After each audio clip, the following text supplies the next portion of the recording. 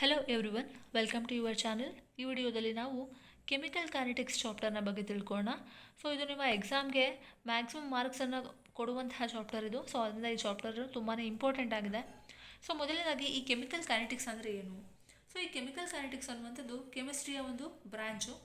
ಇದರಲ್ಲಿ ಏನು ನಾವು ಸ್ಟಡಿ ಮಾಡ್ತೀವಿ ಅಂತ ನೋಡೋದಾದರೆ, ಒಂದು ರೇಟ್ ಆಫ್ ಕೆಮಿಕಲ್ ರಿಯಾಕ್ಷನ್ನ ರೇಟ್ ಅಂತ ಅಂದರೆ ಸ್ಪೀಡ್, ಯಾವ ಸ್ಪೀಡಲ್ಲಿ ಒಂದು ರಿಯಾಕ್ಷನ್ ಆಗ್ತಿದೆ ಅನ್ನುವಂಥದ್ದು, ಮತ್ತು ಯಾವ ಫ್ಯಾಕ್ಟರ್ಸ್ಗಳು ಈ ರೇಟ್ ಮತ್ತು ಒಂದು ರಿಯಾಕ್ಷನ್ನ ಮೆಕ್ಯಾನಿಸಮ್ನ ಇನ್ಫ್ಲೂಯೆನ್ಸ್ ಮಾಡುತ್ತೆ ಅನ್ನುವಂಥದ್ದನ್ನು ಕೂಡ ಈ ಕೆಮಿಕಲ್ ಕೈನೆಟಿಕ್ಸಲ್ಲಿ ಸ್ಟಡಿ ಮಾಡ್ತೀವಿ. ಸೊ ಇಲ್ಲಿ ಕನ್ಸಿಡರ್ ಮಾಡುವಂಥ ರಿಯಾಕ್ಷನ್ಸ್ಗಳೇನಾಗಿರಬೇಕು, ಮಾಡರೇಟ್ ರೇಟಲ್ಲಿ ಆಗುವಂತಹ ರಿಯಾಕ್ಷನ್ಸ್ಗಳನ್ನು ಮಾತ್ರ ಇಲ್ಲಿ ಕನ್ಸಿಡರ್ ಮಾಡಬೇಕು. ತುಂಬಾ ಸ್ಲೋ ಆಗಿ ಆಗುವಂಥದ್ದು ಮತ್ತು ತುಂಬಾ ಫಾಸ್ಟಾಗಿ ಆಗುವಂಥ ರಿಯಾಕ್ಷನ್ಗಳನ್ನು ಇಲ್ಲಿ ಕನ್ಸಿಡರ್ ಮಾಡೋದಿಲ್ಲ. ಸೊ ಹಾಗಾದರೆ ರೇಟ್ ಆಫ್ ರಿಯಾಕ್ಷನ್ ಅಂದರೆ ಏನು? ಸೊ ಇದು change in concentration of any reactant or product in unit time. ಒಂದು ಯೂನಿಟ್ ಟೈಮಲ್ಲಿ ರಿಯಾಕ್ಟೆಂಟ್ನ ಕಾನ್ಸಂಟ್ರೇಷನ್ ಅಥವಾ ಪ್ರಾಡಕ್ಟ್ನ ಕಾನ್ಸಂಟ್ರೇಷನ್ ಏನು ಚೇಂಜ್ ಆಗುತ್ತೆ ಅದನ್ನು ರೇಟ್ ಆಫ್ ರಿಯಾಕ್ಷನ್ ಅಂತ ಕರೀತಾರೆ. ಹೇಗೆ ರೆಪ್ರೆಸೆಂಟ್ ಮಾಡ್ತಾರೆ ಅಂತ ನೋಡೋದಾದರೆ, rate of reaction equals minus d of concentration of R divided by d t equal to plus d of concentration of P divided by d t. So ಈ ರಿಯಾಕ್ಟೆಂಟ್ನ ಕಾನ್ಸಂಟ್ರೇಷನ್ನ minus ಸೈನಿಂದ represent ಮಾಡ್ತಾರೆ, ಪ್ರಾಡಕ್ಟ್ನ ಕಾನ್ಸಂಟ್ರೇಷನ್ನ ಪ್ಲಸ್ ಸೈನಿಂದ represent ಮಾಡ್ತಾರೆ. ಯಾಕೆ? Reaction ಆಗ್ತಾ ಹೋದ ಹಾಗೆ ರಿಯಾಕ್ಟೆಂಟ್ನ ಕಾನ್ಸಂಟ್ರೇಷನ್ ಕಡಿಮೆ ಆಗ್ತಾ ಹೋಗುತ್ತೆ. ಸೊ ಆ ರಿಯಾಕ್ಟೆಂಟು ಪ್ರಾಡಕ್ಟಾಗಿ ಕನ್ವರ್ಟ್ ಆಗ್ತಿರುತ್ತೆ. ಸೊ ಆದ್ದರಿಂದ ಪ್ರಾಡಕ್ಟ್ನ ಪ್ಲಸ್ ಸೈನಿಂದ ರೆಪ್ರೆಸೆಂಟ್ ಮಾಡ್ತಾರೆ. So next one is units of rate of reaction. So ಇದರ ಜನರಲ್ ಯೂನಿಟ್ ಏನಾಗಿದೆ ಅಂತ ಅಂದರೆ ಕಾನ್ಸಂಟ್ರೇಷನ್ ಇಂಟು ಟೈಮ್ ಇನ್ವರ್ಸಿಂದ ರೆಪ್ರೆಸೆಂಟ್ ಮಾಡ್ತಾರೆ. ಈ ಕಾನ್ಸಂಟ್ರೇಷನ್ನ ಮೋಲಾರ್ ಕಾನ್ಸಂಟ್ರೇಷನಿಂದ ರೆಪ್ರೆಸೆಂಟ್ ಮಾಡ್ತಾರೆ ಆ್ಯಂಡ್ ಟೈಮ್ನ ಸೆಕೆಂಡ್. ಸೊ ಹಾಗಾದರೆ ಇದರ unit mole per litre per second. Mole per litre ಅನ್ನುವಂಥದ್ದು ಮೋಲಾರ್ ಕಾನ್ಸಂಟ್ರೇಷನ್ಗೆ and per second for time. So ಹಾಗಾದರೆ ಗೇಷಿಯಸ್ ಸಬ್ಸ್ಟೆನ್ಸ್ಗೆ ಯಾವ ಯೂನಿಟ್ ಇರುತ್ತೆ ಅಂತ ನೋಡೋದಾದರೆ, ಇದರಲ್ಲಿ ಪಾರ್ಷಿಯಲ್ ಪ್ರೆಷರು ಮೋಲಾರ್ ಕಾನ್ಸಂಟ್ರೇಷನ್ಗೆ ಡೈರೆಕ್ಟ್ಲಿ ಪ್ರಪೋರ್ಷನಲ್ ಆಗಿರುತ್ತೆ ಫಾರ್ ಗ್ಯಾಸಸ್. ಸೊ ಅದರಿಂದ ಇದರ ಯೂನಿಟು ATM per ಸೆಕೆಂಡ್ ಆಗಿರುತ್ತೆ. Next one, expression for rate of reaction in terms of reactants and products. So ಇಲ್ಲಿ ರೇಟ್ ಆಫ್ ರಿಯಾಕ್ಷನ್ನ ಹೇಗೆ ಎಕ್ಸ್ಪ್ರೆಸ್ ಮಾಡ್ತಾರೆ, ರಿಯಾಕ್ಟೆಂಟ್ಸ್ ಮತ್ತು ಪ್ರಾಡಕ್ಟ್ನ ಕನ್ಸಿಡರ್ ಮಾಡಿಕೊಂಡು. ಸೊ ಇಲ್ಲಿ ಒಂದು ಸ್ಟಾಕ್ಯೋಮೆಟ್ರಿಕ್ ಕೋಎಫಿಷಿಯೆಂಟ್ಸ್ ಆರ್ ಸೇಮ್ ಅಂತ ಕೊಟ್ಟಿದ್ದಾರೆ. ಏನಿದು ಸ್ಟಾಕ್ಯೋಮೆಟ್ರಿಕ್ ಕೋಎಫಿಷಿಯೆಂಟ್ ಅಂತ ಅಂದರೆ, ಈಗ HG ಮರ್ಕ್ಯುರಿ ಪಕ್ಕದಲ್ಲಿ ಇಲ್ಲಿ ಏನೂ ಇಲ್ಲ ಅಂತ ಅಂದರೆ 1 ಇದೆ ಅಂತ ಅರ್ಥ. Cl2 ಅಷ್ಟೇ, ಏನೂ ಇಲ್ಲ ಅಂದರೆ ಇಲ್ಲಿ 1 ಇದೆ ಅಂತ. ಅದೇ ರೀತಿ HgCl2 ಇದೆ, ಸೊ ಇಲ್ಲೂ ಕೂಡ 1 ಇದೆ ಅಂತ ಅರ್ಥ. ಸೊ ಇದರ ಸ್ಟಾಕ್ಯೋಮೆಟ್ರಿಕ್ ಕೋಎಫಿಷಿಯೆಂಟ್ ಏನಾಗಿದೆ ಹಾಗಾದರೆ, ಸೊ ರಿಯಾಕ್ಟೆಂಟಲ್ಲೂ ಕೂಡ 1 ಇದೆ ಆ್ಯಂಡ್ ಪ್ರಾಡಕ್ಟಲ್ಲೂ ಕೂಡ 1 ಇದೆ. ಇಲ್ಲಿ ಆ್ಯಡ್ ಮಾಡಲ್ಲ, ಸೊ ನಾವು ಬರೀ ನೋಡ್ತೀವಿ ಅಷ್ಟೇ. ಇಲ್ಲಿ ರಿಯಾಕ್ಟೆಂಟಲ್ಲಿ 1 ಇದೆ, ಸೊ ಪ್ರಾಡಕ್ಟಲ್ಲೂ ಕೂಡ 1 ಇದೆ. ಸೊ ಅದರಿಂದ ಇಲ್ಲಿ ಸ್ಟಾಕ್ಯೋಮೆಟ್ರಿಕ್ ಕೋಎಫಿಷಿಯೆಂಟ್ ಸಿಮಿಲರ್ ಆಗಿದೆ. ಹಾಗಾದರೆ ಇದನ್ನು ಹೇಗೆ ರೆಪ್ರೆಸೆಂಟ್ ಮಾಡ್ತಾರೆ? So rate of reaction equals to minus d of concentration of Hg divided by dt equal to minus d of concentration of Cl2 divided by dt equal to plus d of concentration of HgCl2 divided by dt. So Hg ಮತ್ತು Cl2 ಅನ್ನುವಂಥದ್ದು reactants, so ಅದರಿಂದ minus ಸೈನಿಂದ represent ಮಾಡಿದ್ದೀವಿ. ಅದೇ HgCl2 ಅನ್ನುವಂಥದ್ದು product, so ಅದರಿಂದ plus ಸೈನಿಂದ represent ಮಾಡಿದ್ದೀವಿ. So rate of consumption of reactant equal to rate of formation of product. ಎಷ್ಟು ರಿಯಾಕ್ಟೆಂಟು ಕನ್ಸ್ಯೂಮ್ ಆಗುತ್ತೆ ಅದು ಪ್ರಾಡಕ್ಟ್ನ ಫಾರ್ಮೇಷನ್ ಮೇಲೆ ಈಕ್ವಲ್ ಆಗಿರುತ್ತೆ. So in case stoichiometric coefficient ಏನಾದರೂ ಡಿಫರೆಂಟ್ ಆಗಿದ್ರೆ ಏನಾಗುತ್ತೆ? ಸೊ ಡಿಫ್ರೆಂಟ್ ಹೇಗೆ ಗೊತ್ತಾಗುತ್ತೆ ನಮಗೆ? ಇಲ್ಲಿ ನೋಡಿ, H2 ಪಕ್ಕದಲ್ಲಿ ಏನೂ ಇಲ್ಲ, ಸೊ ಏನೂ ಇಲ್ಲ ಅಂತ ಅಂದರೆ 1. ಸೊ ಅದೇ ರೀತಿ I2 ಪಕ್ಕದಲ್ಲೂ ಕೂಡ ಇಲ್ಲಿ ಏನೂ ಇಲ್ಲ, ಸೊ ಅದರಿಂದ 1. ಆದರೆ ಈ HI ಪಕ್ಕದಲ್ಲಿ 2 ಇದೆ. ಸೊ ಇಲ್ಲಿ 1 ಇದೆ, ಬಟ್ ಇಲ್ಲಿ ಪ್ರಾಡಕ್ಟ್ ಸೈಡಲ್ಲಿ 2 ಇದೆ. ಸೊ ಅದರಿಂದ ಇಲ್ಲಿ ಸ್ಟಾಕ್ಯೋಮೆಟ್ರಿಕ್ ಕೋಎಫಿಷಿಯೆಂಟ್ಗಳು ಡಿಫರೆಂಟ್ ಆಗಿದೆ. ಸೊ ಡಿಫರೆಂಟ್ ಇದ್ದಾಗ ಹೇಗೆ ರೆಪ್ರೆಸೆಂಟ್ ಮಾಡಬೇಕು?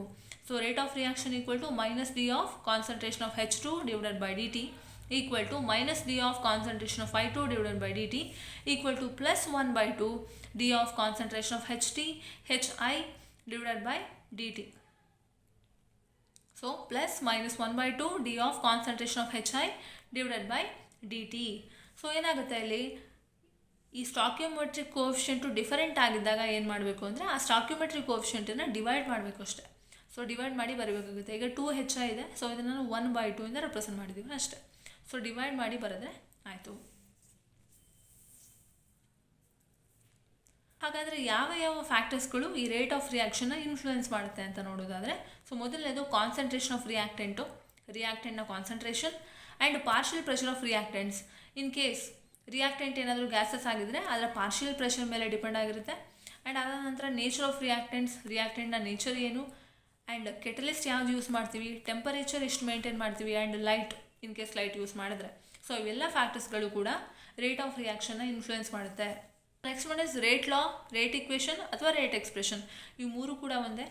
ಸೊ ಏನು ಹಾಗಾದರೆ ರೇಟ್ ಲಾ, ರೇಟ್ ಇಕ್ವೇಷನ್ ಅಥವಾ ರೇಟ್ ಎಕ್ಸ್ಪ್ರೆಷನ್ ಅಂತ ಅಂದರೆ, so the representation of rate of reaction in terms of concentration of the reactants at a given temperature.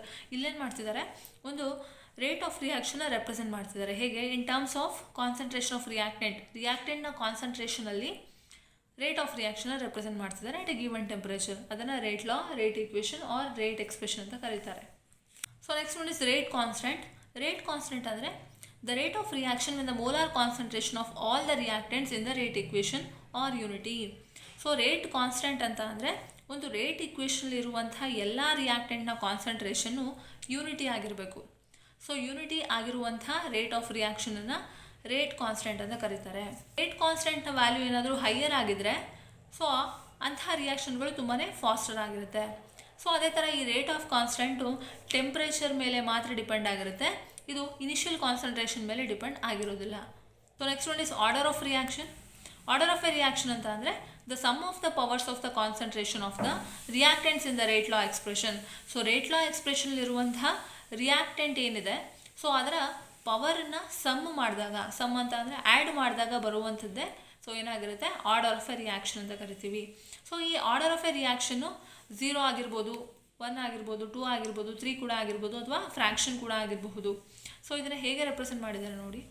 So ಇಲ್ಲಿ ಒಂದು ಇಕ್ವೇಷನ್ ಇದೆ, rate equal to k into concentration of A to the power of concentration of B to the power 3/2. So ಇದು ಯಾವ ಥರ ಇದೆ ಅಂದರೆ k into concentration of A to the power x into concentration of B to the power y. So ಈ powers ಏನಿದೆ ಅದನ್ನು sum ಮಾಡಬೇಕು, add ಮಾಡಬೇಕು. So 1/2 plus 3/2 that is 4/2. ಇದನ್ನು ಡಿವೈಡ್ ಮಾಡಿದ್ರೆ 2 ಬರುತ್ತೆ. So it is a second order reaction. So ಯಾವ ರಿಯಾಕ್ಷನ್ಗಳು ಒಂದು ಸ್ಟೆಪ್ಪಲ್ಲಿ ಆಗುತ್ತೆ ಅದನ್ನು ಎಲಿಮೆಂಟ್ರಿ ರಿಯಾಕ್ಷನ್ ಅಂತ ಕರೀತಾರೆ.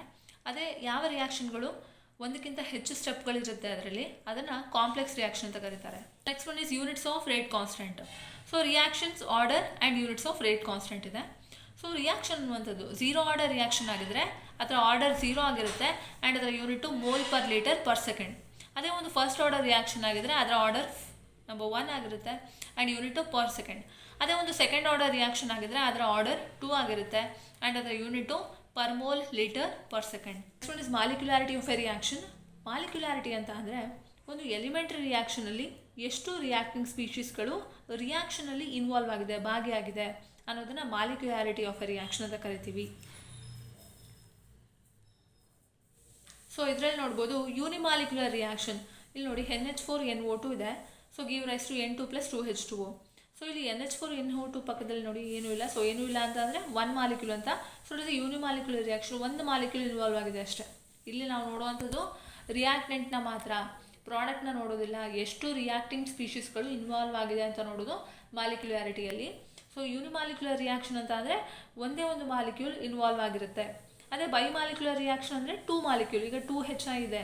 ಸೊ 2HI ಇಲ್ಲಿ ನೋಡ್ತಿರೋದು ರಿಯಾಕ್ಟಿಂಗ್ ಸ್ಪೀಷೀಸ್ ಮಾತ್ರ, ಪ್ರಾಡಕ್ಟ್ನ ನಾವು ನೋಡ್ತಾ ಇಲ್ಲ. ಸೊ ಎರಡು ಮಾಲಿಕ್ಯೂಲ್ಗಳು ಇನ್ವಾಲ್ವ್ ಆಗಿದೆ. ಅದೇ ಟ್ರೈ ಮಾಲಿಕ್ಯುಲರ್ ರಿಯಾಕ್ಷನ್ ಆಗಿದ್ರೆ ಅದರಲ್ಲಿ 3 ಮಾಲಿಕ್ಯೂಲ್ಗಳು ಇನ್ವಾಲ್ವ್ ಆಗುತ್ತೆ. So 2NO + O2.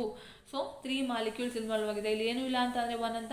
So 3 ಮಾಲಿಕ್ಯೂಲ್ಸ್ಗಳು involve ಆಗಿದೆ ಟ್ರೈ ಮಾಲಿಕ್ಯುಲರ್ ರಿಯಾಕ್ಷನಲ್ಲಿ.